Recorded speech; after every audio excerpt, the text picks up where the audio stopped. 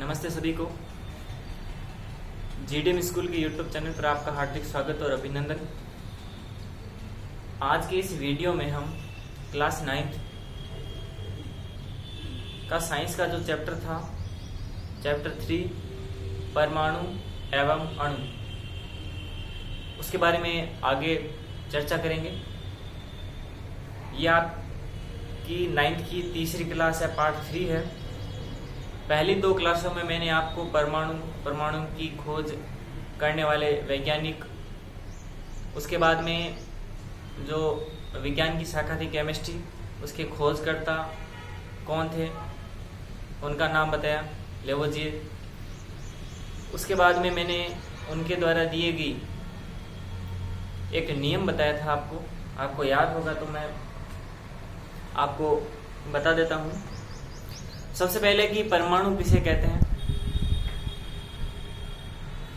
किसी भी पदार्थ या द्रव्य का वह छोटे से छोटा कण जिसे आगे विभाजित नहीं किया जा सकता, अर्थात अविभाज्य कण ही क्या कहलाता है, परमाणु कहलाता है।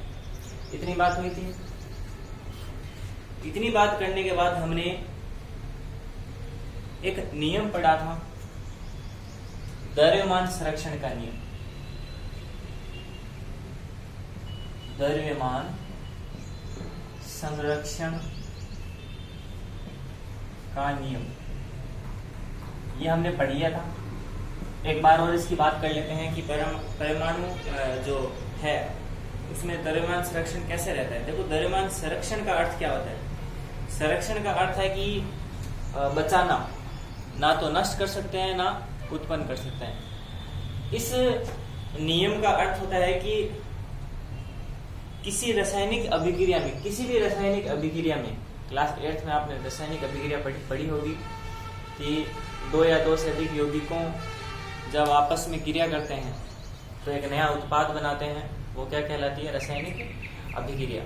रासायनिक अभिक्रिया में परमाणु का द्रव्यमान ना तो उत्पन्न किया जा सकता है और ना ही नष्ट किया जा सकता है। ये नियम क्या कहलाया था, द्रव्यमान संरक्षण का नियम। ठीक है, ये नियम 2 व्यक्तियों ने दिया था, उनके नाम मैंने आपको बताए होंगे। एक का नाम तो आपको पता ही होगा, क्या था, रासायनिक विज्ञान यानी केमिस्ट्री के जो पिता है वो मैंने आपको बताया होगा, लेवोजिए। और एक और वैज्ञानिक हैं, वो भी बहुत प्रसिद्ध वैज्ञानिक थे, उनका नाम है प्राउस्ट। वैसे तो इनका पूरा नाम जो है वो है जोसेफ एल प्राउस्ट, लेकिन आप सिर्फ इतना याद करिए, प्राउस्ट। ये द्रव्यमान संरक्षण का नियम दिया था, इतना हमने कर लिया था पहला। आज की क्लास आपकी शुरू होती है स्थिर अनुपात के नियम से। कौन से नियम से? स्थिर अनुपात के नियम से। ये पहला नियम था, एक और नियम दिया था इन दोनों ने ही। उस नियम का नाम है स्थिर अनुपात का नियम। तो हेडिंग डाल लें, स्थिर अनुपात का नियम। अब इसके बारे में हम चर्चा करेंगे, स्थिर अनुपात का नियम। स्थिर अनुपात का नियम समझने से पहले आपको एक बात थोड़ी समझ लें कि यौगिक किसे कहते हैं, ये बात आप समझें। ठीक है,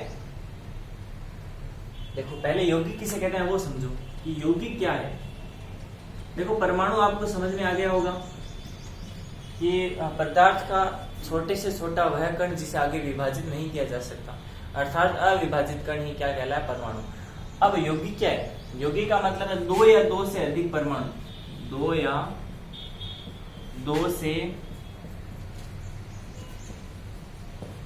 अधिक परमाणु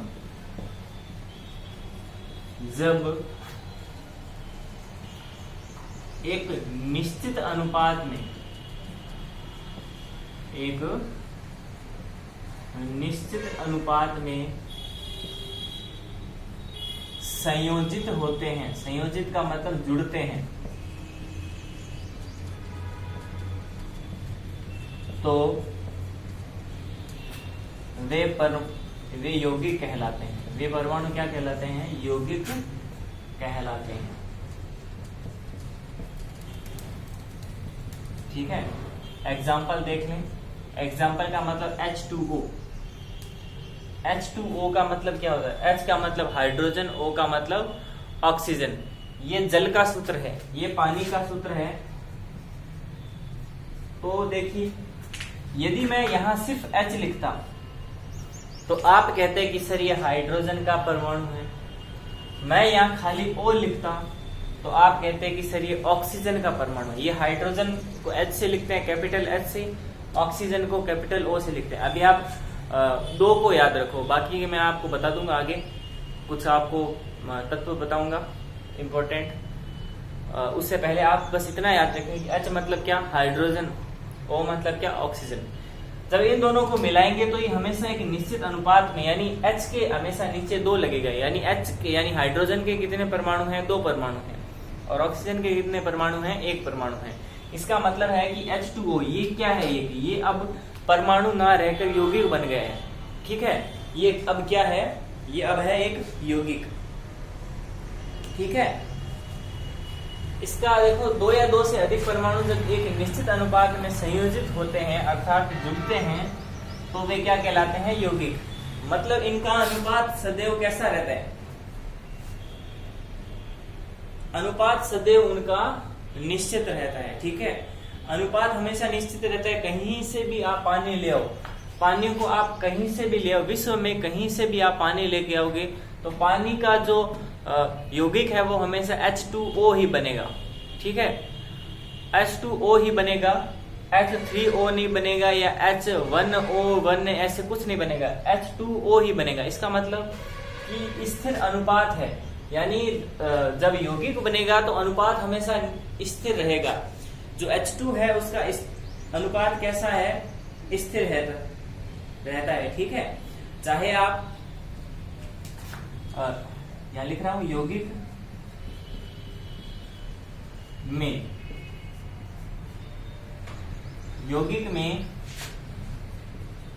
परमाणुओं का अनुपात सदैव निश्चित रहता है या सदैव स्थिर रहता है। सदैव स्थिर रहता है,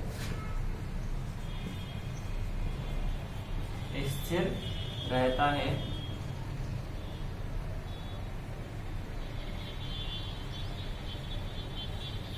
ये आपका जो नियम था स्थिर अनुपात का, ये नियम है कि आप चाहे यौगिक को कहीं से भी ले आए, लेकिन उनमें परमाणु का अनुपात हमेशा कैसा रहेगा? स्थिर रहेगा। ठीक है, एक परमाणु है, एक परमाणु आप एक बार देखें तो एक परमाणु होता है, एक परमाणु द्रव्यमान होता है। समझ में आया? परमाणु द्रव्यमान का मतलब क्या होता है? परमाणु द्रव्यमान का अर्थ है कि परमाणु का जो द्रव्यमान है वो हमेशा बराबर रहता है। मैं अगर ऑक्सीजन की बात करूं तो ऑक्सीजन के परमाणु का एक निश्चित द्रव्यमान होता है, हाइड्रोजन के परमाणु का एक निश्चित द्रव्यमान होता है। जैसे हर किसी वस्तु का द्रव्यमान है। जैसे हम किसी मनुष्य की बात करें, एक वयस्क मनुष्य की बात करें, अगर वो 60 kg का मनुष्य है, उसका क्या है? वो द्रव्यमान है। ठीक है, उसका वो भार है। वैसे ही इनका भी एक निश्चित द्रव्यमान होता है, वो द्रव्यमान हमेशा समान रहता है। हर परमाणु का निश्चित एक समान, जैसे हाइड्रोजन का है वो ऑक्सीजन का नहीं होगा। ठीक है, तो हमेशा इनका द्रव्यमान भी समान रहता है। ठीक है, वो आगे हम डिस्कस करेंगे पूरा। ठीक है, अब आगे देखते हैं। यहां तक आपने उतार लिया तो आगे चलते हैं। देखिए, ये हो गए आपके दोनों नियम। पहला नियम तो था स्थिर द्रव्यमान का नियम या द्रव्यमान संरक्षण का नियम था पहला, और दूसरा स्थिर अनुपात का नियम। अब देखें, मैंने आपको बताया था कि एक वैज्ञानिक थे जॉन डाल्टन। अगर आपको कोई पूछे कि परमाणु का खोजकर्ता कौन है तो उसका नाम आप बताएंगे जॉन डाल्टन। परमाणु का खोजकर्ता कौन है? John Dalton. अब देखें, जॉन डाल्टन थे, उन्होंने एक सिद्धांत दिया, जॉन डाल्टन का सिद्धांत। ठीक है, जॉन डाल्टन का परमाणु सिद्धांत बोलते हैं उसको। परमाणु के बारे में उन्होंने कुछ सिद्धांत लिखा, ठीक है। ये परमाणु सिद्धांत आपको याद करना ही करना पड़ेगा, 10th में भी है। 10th में आपको इस केमिस्ट्री को इजी बनाना है तो आपको यहाँ से अच्छी पकड़ बनाकर चलना पड़ेगा, ठीक है। आगे देखते हैं परमाणु सिद्धांत। परमाणु सिद्धांत में उन्होंने 6 बातें बताई, ठीक है। इन्होंने कहा, पहला आपको मैं बता देता हूं इनकी बात। पहला इन्होंने कहा कि सभी द्रव्य, जितने भी द्रव्य हैं, सभी द्रव्य, द्रव्य अलग है, द्रव अलग है, ठीक है। मैं बार बार आपको यही बात बोल रहा हूं। द्रव्य, द्रव्य का मतलब होता है पदार्थ, सभी द्रव्य, और द्रव का मतलब होता है लिक्विड, यानी जो जल रूप में हो, जल की तरह हो, वो द्रव्य कहलाता है। सभी द्रव्य यानी सभी पदार्थ किससे बने हैं? परमाणुओं से निर्मित है, परमाणुओं से निर्मित है। जितने भी द्रव्य हैं इस संसार में, जितने भी द्रव्य हैं वो किससे बने हैं? परमाणुओं से बने हैं, जो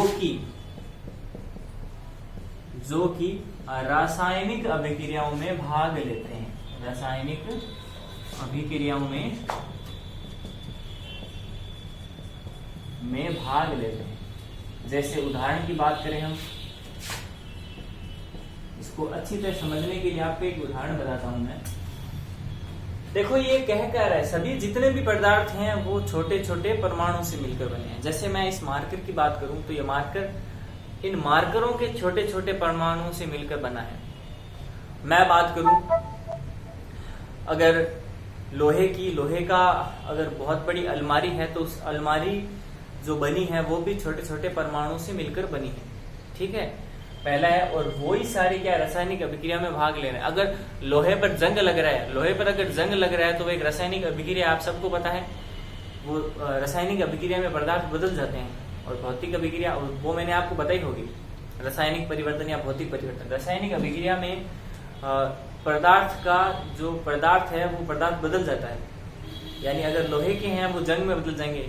मतलब कि जो लोहे के परमाणु थे उन्होंने क्या रासायनिक अभिक्रिया में भाग लिया, भाग लेकर किस में बदल गए? जंग में बदल गए, ठीक है। पहला नियम तो यह है कि सभी द्रव्य जितने भी पदार्थ हैं वो परमाणु से मिलकर बने हैं और वो सारे क्या करते हैं? रासायनिक अभिक्रिया में भाग लेते हैं।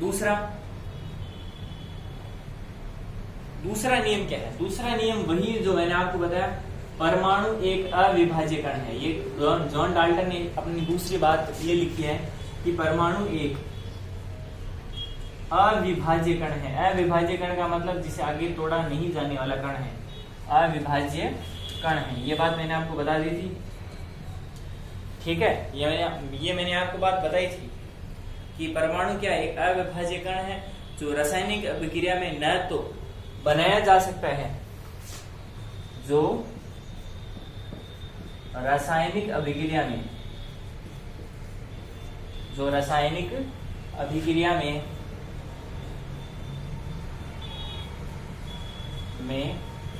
न तो बनाया जा सकता है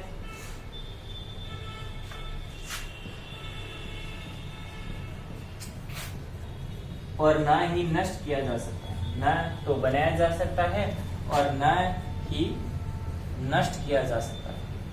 इस बात को समझो, नष्ट किया जा सकता है, ना ही बनाया जा सकता है और ना ही नष्ट किया जा सकता है। कैसे? देखिए, जब मैंने आपको बताया कि लोहे के जो परमाणु थे वो किस में बदल गए? जंग में बदल गए। कुछ परमाणु थे तभी तो जंग में बदले। देखो, लोहे के परमाणु थे वो जंग में बदल गए, तो इसका मतलब है कि जितने परमाणु थे, मान लो यहाँ 6 परमाणु थे लोहे के, तो वहां भी जंग के कितने परमाणु बनेंगे? 6 ही बनेंगे। यानी ना तो कम होंगे और ना ही ज्यादा होंगे। समझ में आया? ना तो एक, अगर मान लो कि इसमें एक कम हो जाए तो आप कहोगे 6 थे यहाँ 5 हो जाए विक्रिया होने के बाद, तो आप कहोगे सर एक इसमें नष्ट हो गया। ना या तो नष्ट होंगे और ना ही यहाँ 7 होंगे, एक बढ़ेगा। ना ही नष्ट होंगे ना ही उत्पन्न होंगे, यहाँ थे उतने के उतने ये वापस बन जाएंगे, ठीक है। यानी ना तो इनको बनाया जा सकता है और ना ही नष्ट किया जा सकता है। ये तो पहले से प्रकृति में मौजूद है, जो एक रूप से दूसरे रूप में बदलते रहते हैं। ठीक है, अब एक लास्ट आज की क्लास में इसकी तीसरी बात कर लेते हैं। कैसे देखें, देखो 6 हैं इसकी। जॉन डाल्टन का परमाणु सिद्धांत की 6 बातें हैं। 3 मैं आज कर रहा हूँ, 3 मैं अगली क्लास में आपको बताऊंगा। तो मैं ये मिटा रहा हूँ, तीसरा मैं आपको बता देता हूँ। तीसरा जो नियम है वो कहता है कि दिए गए जो भी परमाणु है, तीसरा जो बात है वो कह रहे हैं, तीसरा नियम कहता है कि जितने भी तत्व हैं, तत्वों के सभी परमाणुओं का द्रव्यमान या रासायनिक गुणधर्म क्या होता है, समान होता है। ये बात कह रहा है कि तत्वों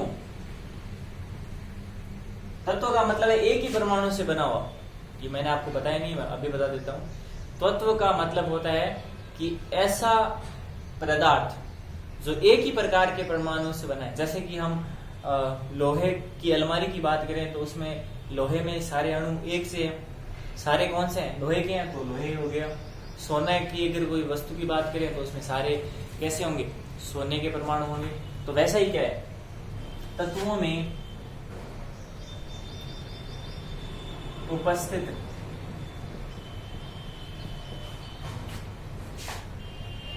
परमाणु द्रव्यमान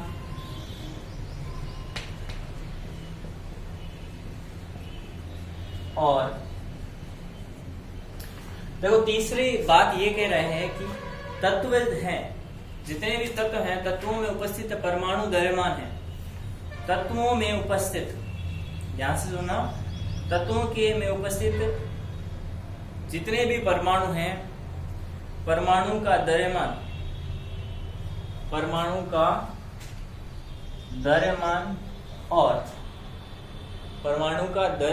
और गुण